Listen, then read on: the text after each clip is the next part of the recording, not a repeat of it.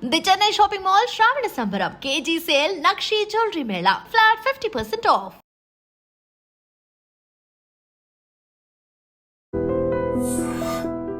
Hi hello నమస్తే welcome to I dream media. నేను మీ శ్రావ్య. ప్రతి ఒక్కరు ఇన్వెస్ట్మెంట్ రాగానే స్టాక్ మార్కెట్లో ఇన్వెస్ట్ చేయాలి అని అంటూ ఉంటారు. కానీ ఇన్వెస్ట్ చేయాలి అంటే ఏ సెక్టర్ బెటర్ అనే ఆలోచన అయితే అందరికీ ఉంటుంది కదా. దాని గురించి మాట్లాడడానికి ఇప్పుడు మనతో ఉన్నారు certified financial planner Subhash Babu గారు. నమస్తే సార్. నమస్తే. సో అందరికీ ఇన్వెస్ట్ చేయాలనే ఆలోచన అయితే ఉంటుంది, కానీ ఏ సెక్టర్ అయితే బెస్ట్ అనేది అందరికీ ఒక క్వశ్చన్ మార్క్. సో ఏ సెక్టర్లో ఇన్వెస్ట్ చేస్తే 2025లో బెస్ట్ రిజల్ట్ వస్తుందంటారు? ఓకే, ఇది కామన్గా అడిగే క్వశ్చన్, అందరి మైండ్లో తిరుగుతున్న క్వశ్చన్ ఇది. కానీ ఇది ఒక ఫిక్స్డ్ ఆన్సర్ ఉండదు, ఎవరి దగ్గర ఉండదు ఆన్సర్ చెప్పాలి అంటే. ఎందుకంటే 2025లో ఇన్వెస్ట్మెంట్ చేసి మనం రిటర్న్స్ వెంటనే తీసుకోవడం అనేది అంత కరెక్ట్ కూడా కాదు. పైగా ఈ ఇయర్లో 24 నుంచి 25 వరకు ఇప్పుడు చూసి మనం మార్కెట్ ఫ్లాట్గానే ఉంది. అంటే 24 సెప్టెంబర్లో నిఫ్టీ కానీ సెన్సెక్స్ లెవెల్స్ చూస్తే ఇప్పుడు కూడా అదే లెవెల్లో ఉన్నాం మనం. అంటే మనం కిందకి పడిపోయి మళ్ళీ పైకి వెళ్ళి మళ్ళీ ఇలా వచ్చి మళ్ళీ అక్కడికే వచ్చే మళ్ళీ మనం బ్యాక్ టు ఒరిజినల్ లెవెల్స్.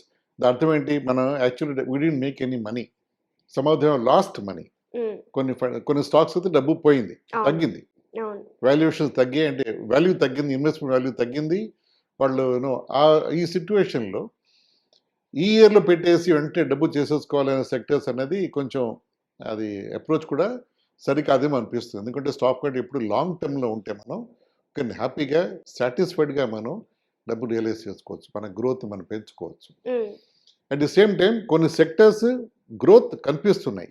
ఇవాళ పెట్టి ఒక 5 ఇయర్స్లో మనం వెయిట్ చేస్తే ఎలా ఉంటుంది అని చూసే సెక్టర్స్లో first perhaps semiconductors and electronics and semiconductors మనం అనుకోవచ్చేమో.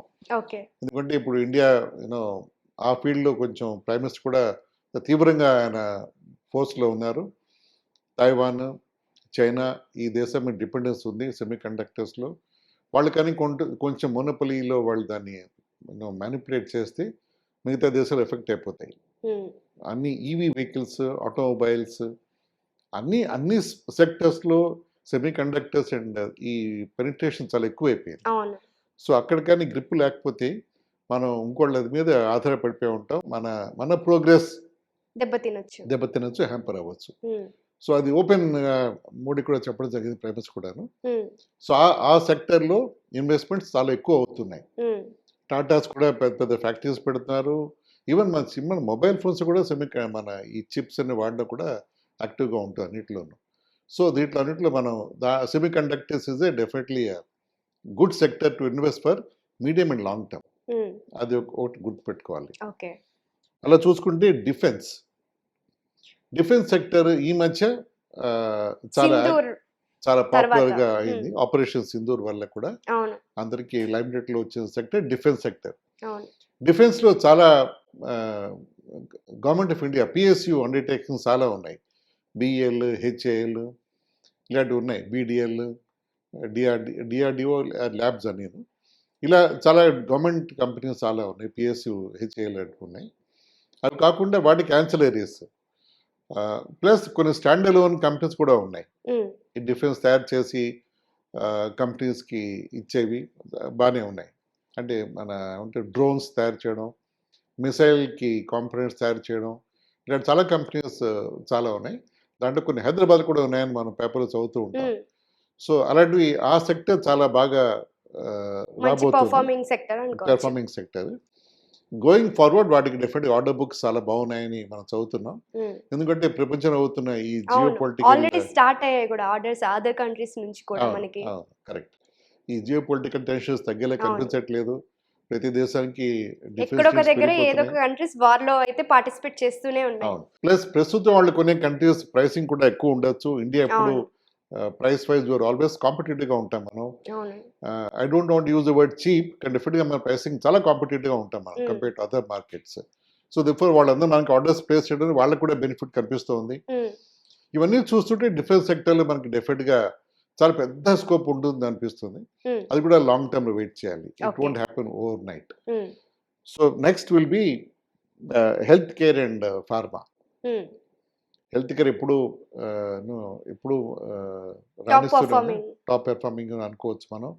హాస్పిటల్స్ అవ్వచ్చు, లేకపోతే ఫార్మా కంపెనీస్ అవ్వచ్చు, ఇవన్నీ కూడా ఎప్పటి నుంచో మన కోవిడ్ కంటే ముందు నుంచి కూడా అవును. చాలా కంపెనీస్. ఈవెన్ కోవిడ్ టైంలో కూడా మనమే వేరే దేశాలకి వ్యాక్సిన్స్ కూడా పంపించిన దేశంగా చెప్పుకోవచ్చు. అవును, కరెక్ట్. మనం చాలా డిపెండ్ అయ్యి చాలా అవును. దేశాలు మనం వ్యాక్సిన్స్. మనం చాలా ఆశ్చర్యంగా చాలా లిమిటెడ్ టైంలో మనం అవును.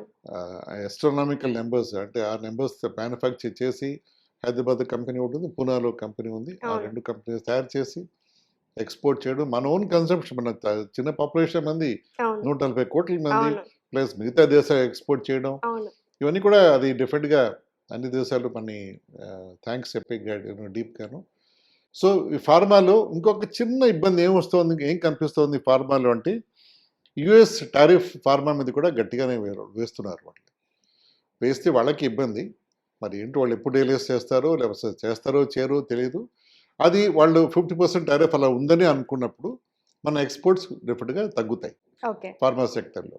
అంటే ప్రస్తుతం ఎక్స్పోర్ట్ చేస్తున్న డాక్టర్ రెడ్డీస్ అవ్వచ్చు, లేకపోతే సన్ ఫార్మా అవ్వచ్చు, ఇలాంటి కంపెనీస్ వాళ్ళ ఎక్స్పోర్ట్ ఆర్డర్స్ తగ్గడంతో, వాళ్ళ బిజినెస్ టర్న్ ఓవర్స్ తగ్గడంతో కొంచెం ఫార్మా కొంచెం వెనక్కి అవుతుందేమో అనిపిస్తుంది.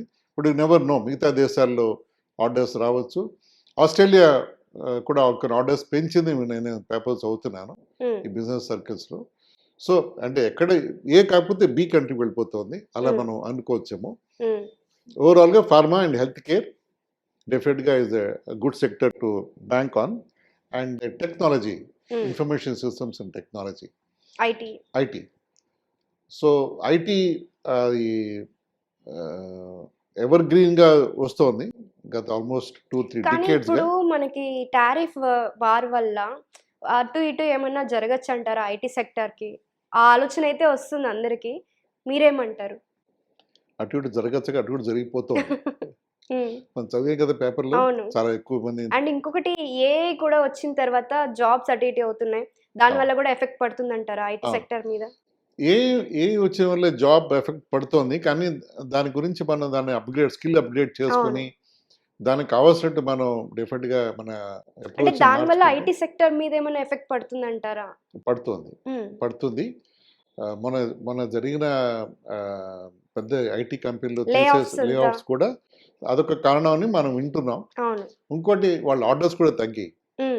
వాళ్ళ ముఖ్యమైన కస్టమర్ యుఎస్. అవును. యుఎస్ కొంచెం స్లోడౌన్లో ఉంది. యుఎస్ వాళ్ళు గవర్నమెంట్ ఒప్పుకోకపోవచ్చు యుఎస్ ఎకానమీ. వాళ్ళు ఇన్ఫ్లేషన్లో ఉన్నారు, ఇన్ఫ్లేషన్ పెరిగిపోతుంది, వాళ్ళ ఆర్డర్ బుక్ కూడా తగ్గుతోంది. సో దేర్ఫోర్ వాళ్ళంత యాక్టివ్గా వాళ్ళు ఎంకరేజ్ చేయట్లేదు అనిపిస్తోంది ఐటీ ఆర్డర్స్ మిగతా కంపెనీస్కి మన కంట్రీస్లో. సో డెఫినెట్గా ఐటీ కొంచెం స్టేల్లోనే ఉంది. ఓకే. మనం ఇప్పుడు ఫార్మా అనుకుంటున్నాం, ఐటీ గత ఆల్మోస్ట్ 1 to 2 yearsగా స్టేల్లో ఉంది. వాళ్ళ ఐటీ వాళ్ళ రిక్రూట్మెంట్స్ కూడా తగ్గిపోయి, వాళ్ళు తీసుకుంటుంది ఎంట్రీ లెవెల్ వాళ్ళు తీసుకుంటున్నారు. మిడ్ లెవెల్ వాళ్ళు కాస్ట్ కంపెనీ బేసిక్ సిటీసీ ఎక్కువ ఉండే బట్టి వాళ్ళు పంపించడం జరుగుతోంది. సో ఈ సిచ్యువేషన్లో ఐటీ ఈజ్ వన్ సెక్టర్, డెఫినెట్గా అది రివైవ్ అవుతుంది హోప్ చేయాలి మనం. బికాజ్ మన హైదరాబాద్, మన తెలుగు రాష్ట్రాలు, మన సౌత్, ఇవన్నీ కూడా ఐటీలో మనం చాలా చాలా ఎక్కువ ఇన్వెస్ట్మెంట్, చాలా ఎక్కువ ఆశలు, హోప్స్ పెట్టుకుని మనం ఉన్నాం ఇక్కడ ఐటీలో. చాలా కంపెనీస్ మన దాని మీద డిపెండ్ అయి ఉన్నాయి. మన తెలుగు వాళ్ళు యూఎస్లో ఉన్నారు, చాలామంది ఈ సెక్టర్లో ఉన్నారు వాళ్ళు. Hopefully that will come out of the recession or some problem like that very soon. So ఈ సెక్టర్స్ సో సమ్అప్ చేయాలి అంటే మనం semiconductors, defence, health care, pharma, తర్వాత ఐటీ అనుకున్నాము, IT. బట్ ఐటీ అటు ఇటుగా ఉందని చెప్తున్నారు. ఇంకొక సెక్టర్ ఫిన్టెక్. ఫిన్టెక్ మన యూపీఐ కానీ, డిజిటల్ Yes. ప్లాట్ఫామ్స్ కానీ, వీటి వల్ల మనకి చాలా మనం అడ్వాన్స్గా ఉన్నాం మనం మిగతా దేశం పోల్చుకుంటే మనం. సో ఈ ఈ ప్రాక్టీస్లో, ఈ బ్యాక్గ్రౌండ్లో దీంట్లో చాలా ఫోకస్ ఉండి బట్టి ఆ సెక్టర్స్ చాలా బాగా రాణిస్తున్నాయి దాంట్లో. సో అది ఫోన్పే, గూగుల్ పే కాకపోయినా Bharat pay, Paytm, Indian apps, మన ఓన్ యాప్స్ కూడా చాలా ఉన్నాయి దాంట్లో. వాటిలో కూడా చాలా వర్క్ జరుగుతోంది సీమ్లెస్గా మన బ్యాంకింగ్ టెక్నాలజీ, బ్యాంకింగ్ సెక్టర్లో. సో అదొక పెద్ద sector to watch out for. అప్పుడు దాంట్లో పెద్ద ఇన్వెస్ట్మెంట్ జరుగుతున్నాయి. ఇంకొక సెక్టర్ అనేది ఎనర్జీ. సోలార్ సోలార్ ఎనర్జీ ఇప్పుడు ప్రతి ఒక్కరు యూజ్ చేయాలని చెప్పి మన మోడీ గారు కూడా చెప్తున్నారు. చెప్పారు. సో అది కూడా మన ఆయిల్ డిపెండెన్స్ తగ్గిస్తుంది కొంచెం అవును. మనకి. మనం అక్కడి నుంచి పవర్ జనరేట్ చేసుకుంటే డిపెండెన్స్ ఆన్ ఆయిల్ తగ్గుతుంది మనకి, ఆల్టర్నేటివ్ ఎనర్జీ రిసోర్సెస్ కింద. ఇలా చాలా ఉన్నాయి చెప్పుకోవాలి అంటే. అన్ని సెక్టర్ మనకి లాభమే ఇప్పుడు. అవును. సో మనం watch out for what we like to the most. మాకు అర్థమైతే సెక్టర్ ఇన్వెస్ట్ చేయడం, స్టే లాంగ్ టర్మ్ ఇన్వెస్టెడ్. ఒక 5 ఏళ్ళు 10 ఏళ్ళు ఇన్వెస్ట్మెంట్ ఉంటే మనం అప్పుడు ఈ release some good growth in our corpus. Okay sir. Thank you so much sir. Thank you.